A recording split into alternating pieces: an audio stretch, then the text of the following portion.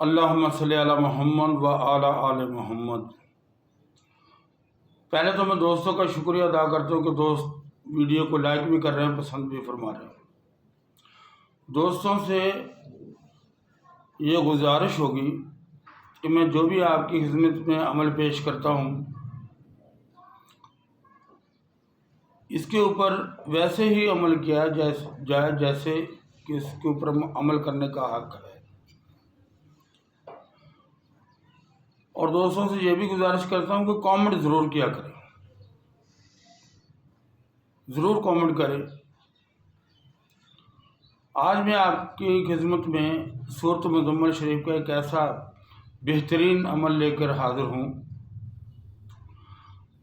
جو تقریباً محلے میں، آپ کے علاقے میں ضرور ایسا کوئی نہ کوئی مریض ہوتا ہے جس کو کہہ دیتے کہ ڈاکٹروں نے جواب دے دیا جی، یا ڈاکٹروں کی سمجھ میں کچھ بھی نہیں آ رہا۔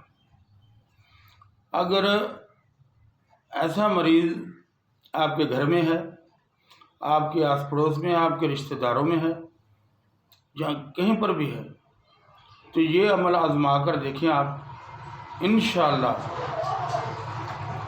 پہلے ہی دن سے فرق آپ کو ضرور نظر آئے گا۔ اس میں دوسرا عمل کو اتنا لمبا چوڑا نہیں ہے، وضو ہو کر وضو کیا جائے، وضو ہو کر آپ نے ایک پہلے سے خرید کر چھری رکھ لینی ہے اپنے گھر پہ، اس سے کوئی چیز نہ کٹی ہو، اللہ کی چھری ہو جس کو کہتے ہیں۔ وہ چھری آپ چھوٹی بھی لے سکتے ہیں، بڑی بھی لے سکتے ہیں، بس چھری ہو، لوہے کی ہو، اسٹیل کی چھری نہ ہو۔ چھری آپ نے لے کے رکھ لینی ہے، اور عمل پڑھنے سے پہلے 7 مرتبہ آپ نے اپنے آپ کو کڑا لگانا ہے آیت الکرسی کا۔ اور اس کے بعد جب آپ یہ عمل مکمل کر کے اس چھری کو گاڑنے کے لیے جائیں گے، اس وقت بھی جو چھری گاڑے گا اس کو بھی اپنے اوپر 7 مرتبہ آیت الکرسی کا کڑا لگانا ضروری ہے۔ عمل کچھ اس طرح سے ہے کہ آپ دوست جو کوئی بھی ہے ایسا جس کی ڈاکٹروں کو سمجھ نہیں آ رہی، مرض دن پر دن بڑھ رہا ہے، جادو بھی سمجھ میں نہیں آ رہا کہ جادو ہے کیا ہے، باہر کا سایہ ہے، جب آپ کی سمجھ میں کوئی چیز نہ آ رہی ہو تو پھر یہ عمل ضرور کیجیے گا، آزمائیے گا، آپ کو پتہ چل جائے گا کہ یہ عمل کے کرشمے کیا ہیں۔ آپ نے پہلے تو پڑھنا ہے سورۃ مزمل شریف پڑھنے سے پہلے 7 مرتبہ درود ابراہیم میں۔ یہ عمل گھر پہ ہوگا، آپ گھر پہ کر لیں، مسجد میں کر لیں، تنہائی میں کرنا، دن کو کرنا، رات کو نہیں کرنا۔ اور بہترین وقت جو یہ ہے کہ فجر سے لے کے ظہر سے پہلے پہلے کر لیں۔ اور پھر اس چھری کے اوپر آپ 40 مرتبہ سورۃ مزمل شریف پڑھیں۔ ہر سورۃ مزمل شریف پڑھنے کے بعد پھونک لگا دیں 40 مرتبہ سورۃ مزمل شریف، 40 مرتبہ اس چھری کو آپ نے دم کر دینا ہے۔ اس چھری کو کسی کپڑے میں دم کرنے کے بعد لپیٹ لیں۔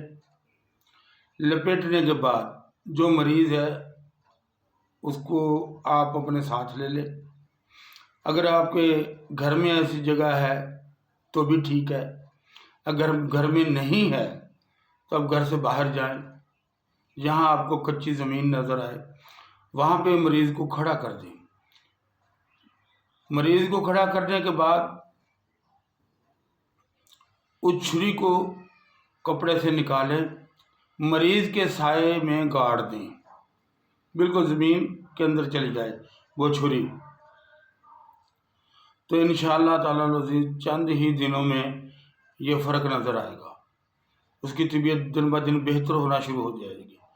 کیونکہ بعض چیزیں ایسی ہوتی ہیں کہ جو انسان کی دشمن ہوتی ہیں، انسان کو جانتی بھی نہیں، بعض کی محبت کی نظر ہوتی ہے، بعض کی قہر کی نظر ہوتی ہے، کیونکہ جو انسان دونوں طرح ہی انسان کا نقصان ہے۔ محبت کی نظر لگ جائے وہ بھی نقصان دیتی ہے، قہر کی نظر لگ جائے وہ بھی نقصان دیتی ہے۔ یہ جو میں نے آپ کو طریقہ کار بتایا سورۃ مزمل شریف کا، اس کو آپ کوشش یہ کرنی ہے کہ چاند کی 14 تاریخ سے پہلے پہلے اس عمل کو کر لیں، بڑا فائدہ ہوگا۔ آپ کو فائدہ نظر آئے، پھر نیا چاند چڑھے، پھر نئے چاند کی 14 سے پہلے پہلے اس عمل کو دوبارہ دہرا دیں۔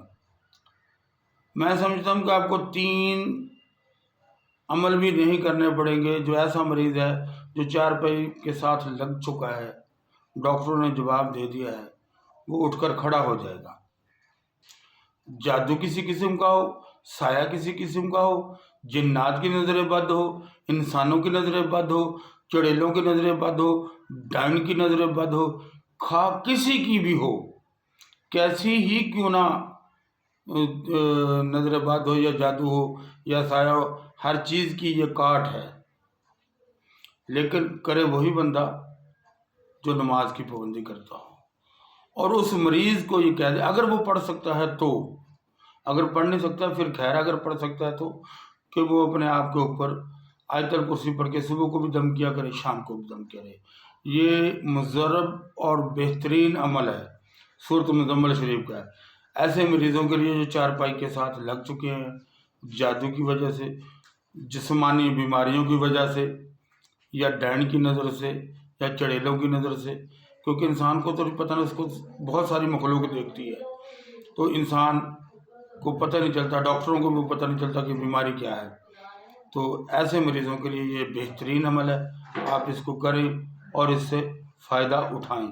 اللہ تبارک تعالیٰ سے دعا ہے کہ اللہ تبارک تعالیٰ سب کو صحت اور تندرستی والی زندگی عطا فرمائے، کیونکہ تندرستی ایک ایسی چیز ہے، آپ صحت مند ہوں گے تو نماز بھی اچھے طریقے سے ادا کر سکیں گے، آپ صحت مند ہوں گے تو ذکر اذکار بھی کر سکیں گے، آپ صحت مند ہوں گے اپنا کاروبار بھی کر سکیں گے۔ سب سے پہلے انسان کو چاہیے اپنے صحت پہ توجہ دے۔ ہاں، ایسے مریض کے لیے جو ایسی بیماری میں گر چکا ہے، اس کے لیے بہت ضروری ہے، بہت زیادہ ضروری ہے کہ وہ چند دن، مثال کے طور پہ 21 دن کسی قسم کا گوشت نہ کھائے، اس سے بہت بڑا فائدہ ہوگا۔ السلام علیکم۔